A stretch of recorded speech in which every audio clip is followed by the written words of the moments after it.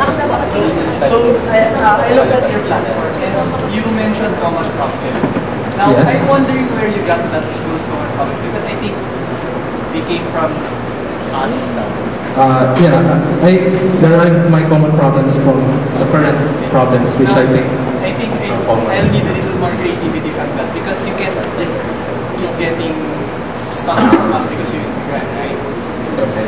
So can you give me one common problem that we did not raise if you think together? And be careful because we know what our problems are. So if you say something that is not here, I will tell you right now that that is the problem. So you're asking me a current problem The current problem that is not addressed, is not mentioned. You want an honest answer?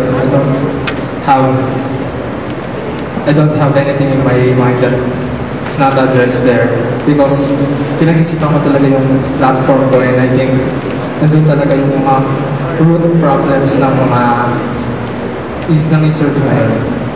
Now let's ask Mr. Ursula. Is that true? Okay, so one of the issues this year was, is there a need to restructure research? Yeah, so is there really a need to restructure research? Structure in terms of what? Is there a structurization that is divided into 3 departments? The Yeah, organizational consider structure.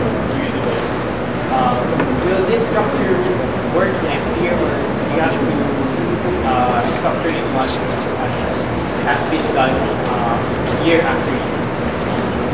Yes. Well, I assessed the structure of e-services currently and I have no problems with that since naging effective naman siya amidst all the other problems but minor na lang yun. The thing is, naging maganda naman yung implementation niya and nakita ko yun and I would want to implement that next year if I become Vice President of e-service. So what do you think are the strengths of the current structure and probably also the weaknesses and how can you address those?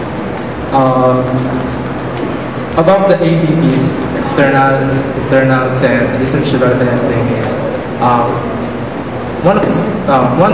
one major strength is parang specialize sila in their ways of handling their jobs. For externals, of course, externals. Our DNT for current technologies research, develop and train the members. I have no problem with that. Kasi that's exactly what that's exactly what MISA wants to achieve. And nothing doesn't sense, pero effective talaga siya.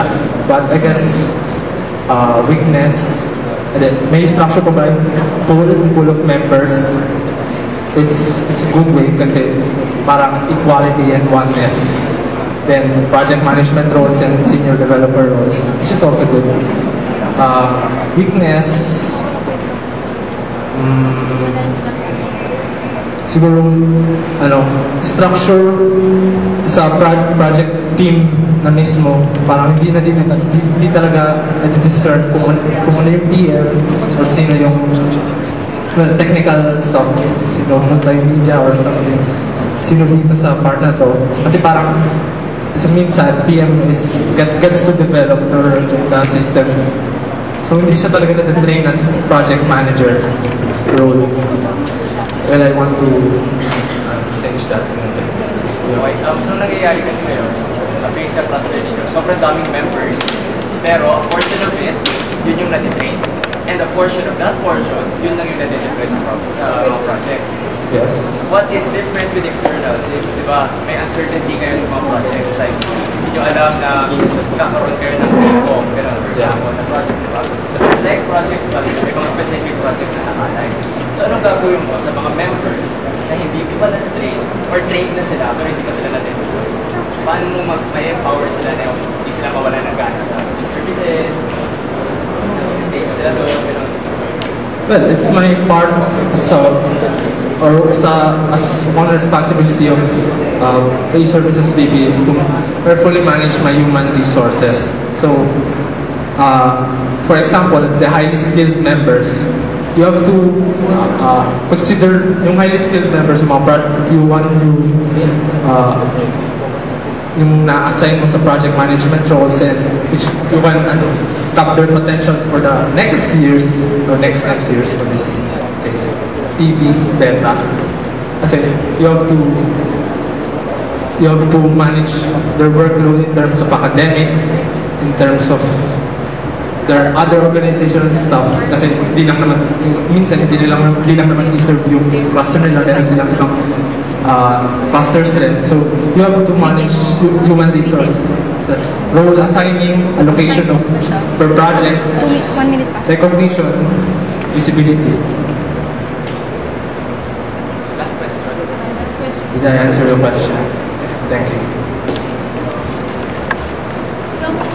Yeah, taking note of the purpose of e-services as in line with the mission and vision of the organization, and having the 3 divisions of e-services, which division would you deem more important to be focused on for next year according to your platform? So that concerns internals, externals, and research, development, and training.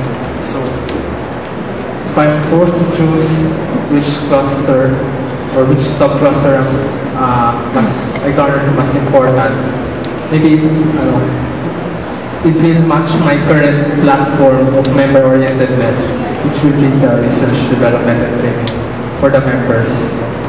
Because yun nga, one role choice to carefully manage human resources. You have to take extra care of the members and ayaw na silang ma-feel left out or outcasted talaga. So, yung mga projects ko na sa platform ko, back to website, yung workshop, tsaka yung recognition, ISA awards, hindi pa na-expand pala, ISA awards bigyan that should foster that, give credit for those project team members and their to give recognition. That's the purpose of the year-end report. Well, yes, kasi Easter projects tend... Separate event? Or... No. Actually, I plan it for whole ISA. Kasi, Hindi pa siya project. pero the thing is, the projects in e-services tend to cluster from beginning of first sem to mid-sem. So parang nawawalan na yung init pag December, January, year-end. Start projects at the beginning of the same. Kaya kailangan Well, the timing is something we can fix on.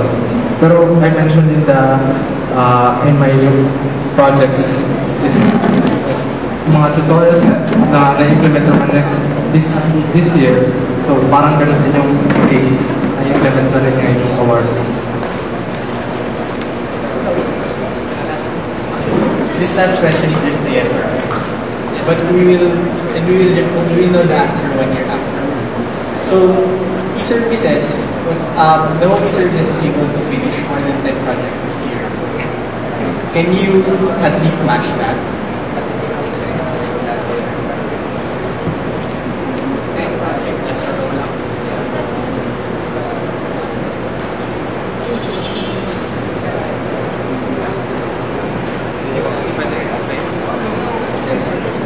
Yes.